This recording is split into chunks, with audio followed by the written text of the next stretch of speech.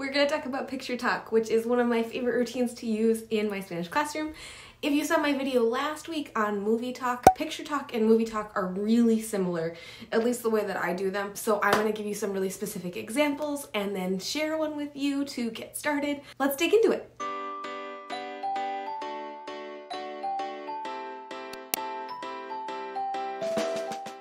My name is Ashley, aka Señorita Spanish, and welcome back to my channel. If you're new here, make sure you click subscribe and ring that bell so you get notified of all new videos that I create for you in the future. So picture talk as a routine is super flexible and easy to implement in any curriculum, no matter if you're tied to a textbook or just doing your own thing. So here's how I use picture talk in my classroom.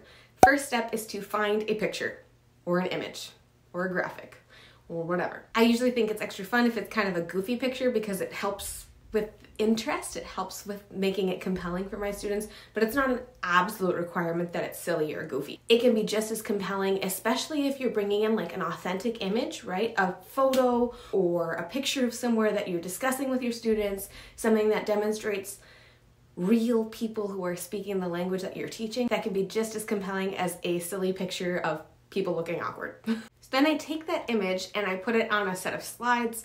I have been a traveling teacher for many, many years, so I usually try and put every piece of information that I need on the slide. I don't rely on having space on a whiteboard because you just never know when you're gonna get to your classroom and the whiteboard is full of stuff that the other teacher is like, hey, please don't erase that. And you're like, oh, okay. So I like to put everything that I need on my slides as much as possible. So what I'll do is I'll take that image and I'll put the high frequency verbs on top and usually the question words on the bottom, and then I add any vocabulary that they might need that they maybe won't be familiar with or they maybe haven't encountered before, all on the screen. All of the visual supports are there for them, but it's also there for me to remind me and like help me stay on track, help me stay on target, because sometimes I'm like, oh, now I'm talking about this. I'm like, nope, you had a plan.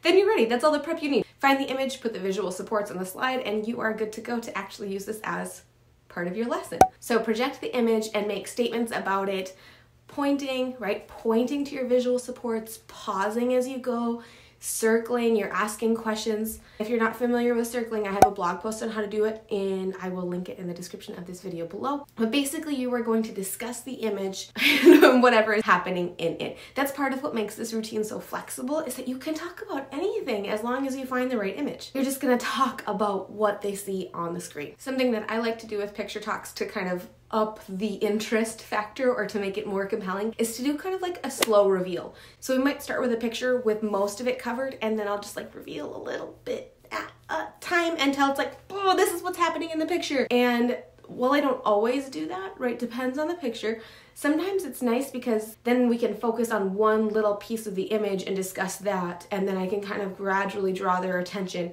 And we can also use that strategy to make predictions about what do they think is happening. Why do they think this person is in that scenario? What's going to happen when I click the screen next? What's going to appear? We can use that to make this activity a little bit more compelling and also practice making predictions. And then we can see, who was right, who had the right idea, or if no one knew, and then, haha, I got you with a fun picture. That's it. That's basically all there is to it. I do have one for you to try, and it's just set up the exact same way that I described, how there's images, there's vocab, and there's structures on the screen for you, so you could just open up the slides and jump right into it. I will link that in the description of this video so you can just download it and give it a try. But I really just wanted to remind you that this strategy is super, super flexible. It's basically limited by the image that you find. So don't be afraid if you're scrolling the internet and you find a picture that's really funny or something that's really interesting to you, screenshot it, save it to a folder so that way when it's time for you to teach that unit, you've got that image handy. Thanks so much for watching. If you liked this video, make sure you give it a thumbs up so YouTube knows you liked it, then click that subscribe button and ring that bell so you get notified of all new videos that I create for you in the future. If you have any questions, please feel free to drop a comment below. I am here to help you out. All right, I'll see you in the next one.